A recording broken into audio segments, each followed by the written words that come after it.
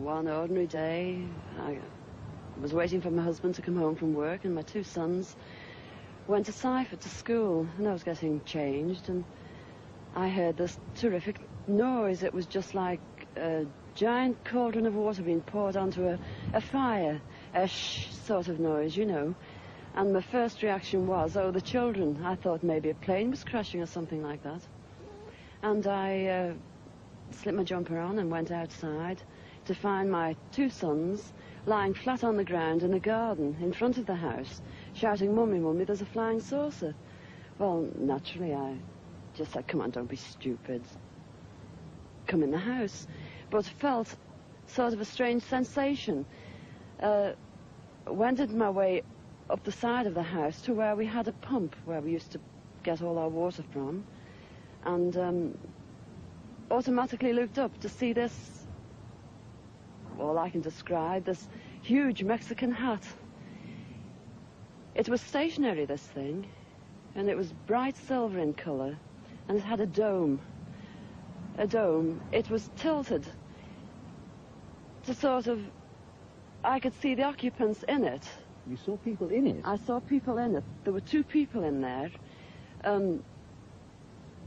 These people were beautiful people. That's the only way I can describe them.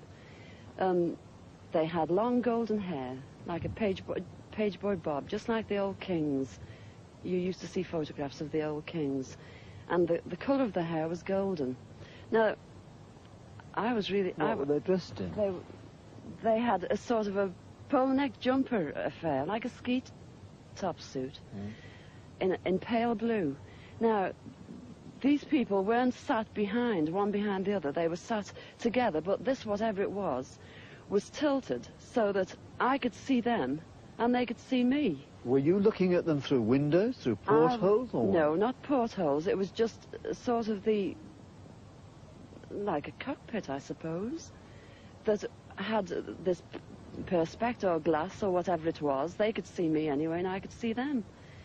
And they had beautiful faces. I shall never forget their faces as long as I live.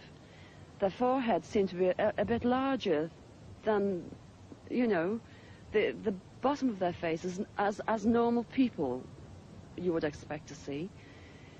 But maybe this was just whatever they had round their heads, which was like a transparent fishbowl. And they just looked, and I was absolutely paralytic with fear. I couldn't move, although my mind was ticking over.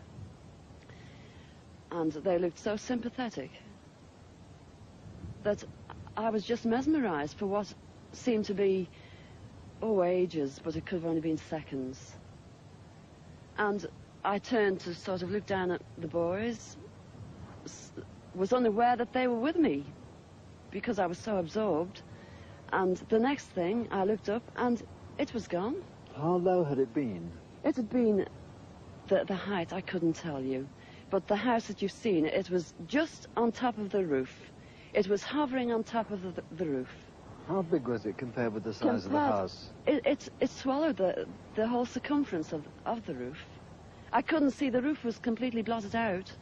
The chimneys I couldn't see. All I could see was this massive object that I described as like a Mexican hat without the bubbles. And then it flew away sideways or upwards? No, I didn't see. I just looked up and it had gone.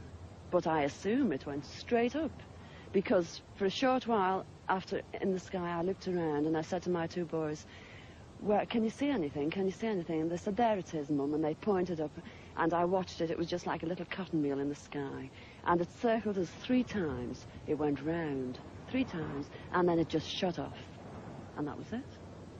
When I started to analyze myself afterwards, I feared that I might have had an hallucination, but then I knew I hadn't had, because my sons were so sure about what they'd seen and what I'd seen. And it went through my mind that it was a secret weapon from Russia, and then I thought, well, it can't be that, because if they had something like that, they wouldn't need to fear anybody or anything. Were you scared by it? Did you run indoors? Oh, I was petrified. I couldn't move. I couldn't move a muscle. I was paralyzed with fear. But now I wouldn't be. Because now, when I look back, you know, I think, what an amazing thing to have happened, and for me to have seen it. And when your husband came home, where were you? Well, when my husband came home from the office, I was locked in the house with my children, under a big kitchen table that we were using. Under the table? Under the table, yes. It's funny now when I look back. You know, it sounds absolutely ridiculous, but this is the truth. This happened. And that's it. We were ridiculed. It was very embarrassing at the time, and people, they possibly thought, oh, she's a nutter. But, you know, who cares?